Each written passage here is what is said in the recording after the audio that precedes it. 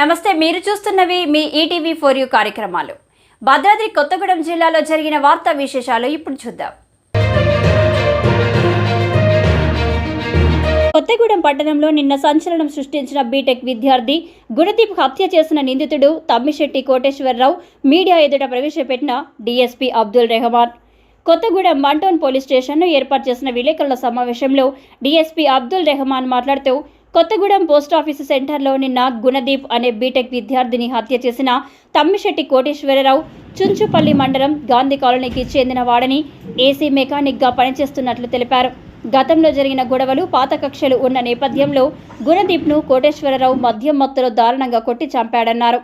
మృతుడు గుణదీప్కు తమ్మిశెట్టి కోటేశ్వరరావుకు గతంలో గొడవ జరిగిన నేపథ్యంలో నిన్న నిషా బార్లో మద్యం సేవిస్తున్న గుణదీప్ను అదే బార్ షాప్లో మద్యం షాపులో సేవిస్తున్న కోటేశ్వరరావు గమనించాడని, దీంతో పాత కక్షను గుర్తు చేసుకున్న కోటేశ్వరరావు గుణదీప్ను బార్ షాప్ నుంచి బయటకు తీసుకువచ్చాడని, మద్యం మత్తులో ఉన్న కోటేశ్వరరావు గుణదీప్ను విచక్షణ రహితంగా ఛాతీపైన బలంగా కొట్టాడని, అపస్మారక స్థితిలో కింద పడిన గుణదీప్ను కాళ్లతో సైతం విపరీతంగా తన్నాడని, దీంతో గుణదీప్ అక్కడికక్కడే మృతి చెందాడని, పోస్టుమార్టం నిమిత్తం మృతదేహాన్ని సర్వజన ఆసుపత్రికి తరలించామని తెలిపారు.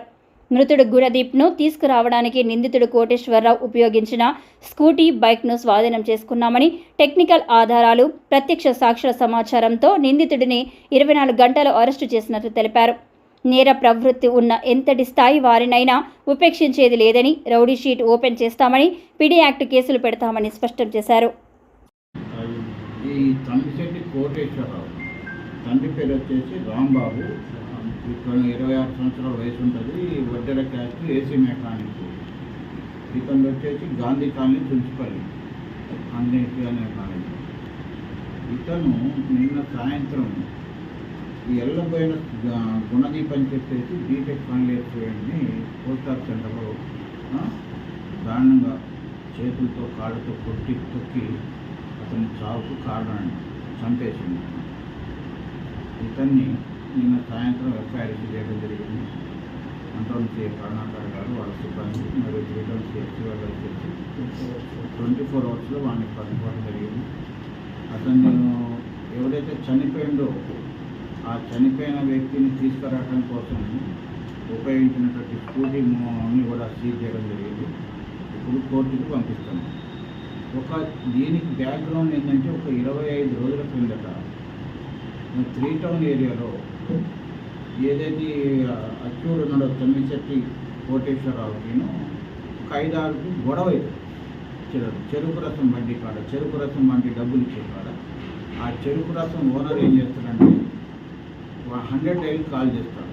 100 డైల్ కాల్ చేసేసి అక్కడ త్రీటౌన్ పోలీసు వచ్చేసి వీళ్ళందరినీ తీసుకుపోతే ఆ త్రీటౌన్ పోలీసుని తీసుకుపోవడంతో వీళ్ళందరూ రాజీ పడ్డారని చెప్పేసి ఏదైతే చనిపోయిన మృతులు వాళ్ళ సంబంధించిన అందరూ కలిసి ఇతనికి ఈ అక్యూర్కి 8,000 రూపాయలు 10,000 రూపాయలు ఇచ్చి రాజీ చేసుకుని బయటనే రాజీ చేసుకుని వెళ్ళిపోతారు.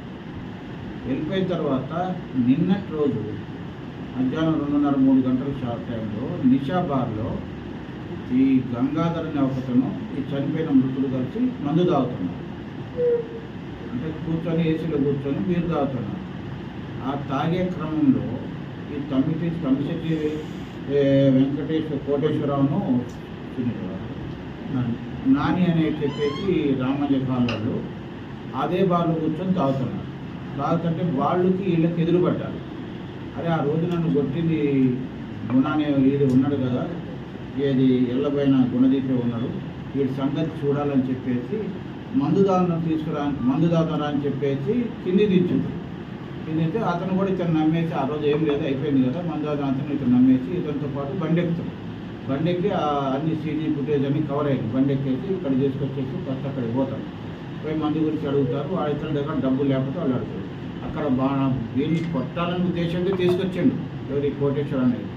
అక్కడ గొడవపడి పోస్ట్ ఆఫీస్ సెంటర్లో భయంకరంగా కొట్టడం, ముష్టిఘాతాలు, బలంగా ముష్టిఘాతాలు ఛాతి మీద, తర్వాత మెడ మీద కొట్టడం, కాళ్ళతో తొక్కడం చేసి కింద పడి తొక్కడం వల్ల అతడు ఏదైతే గుణదీప్ ఉందో సీరియస్ అయిపోయి కింద పడ్డాన్ని కూడా ఆపకుండా కాళ్ళతో కిక్కులు వేయడం చేసేసి పారిపోయాడు. ఆ గుణదీప్ను హాస్పిటల్ చేశాక అసలు అప్పటికి చనిపోయింది వచ్చింది. వాళ్ళ పెదనాయన తమ్మిశెట్టి కోర్టు వద్ద ఎల్లబోయిన రాజేశ్వర ఫిర్యాదు ఇస్తే ఆ ఫిర్యాదు మీద కేసు రిజిస్టర్ చేయడం జరిగింది.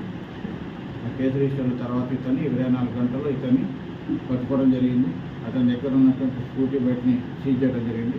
కోర్టులో హాజరుపరిచేసి ఎట్టి పరిస్థితుల్లో ఈ నేరస్తుడికి శిక్ష పడేటట్లు చేస్తాం.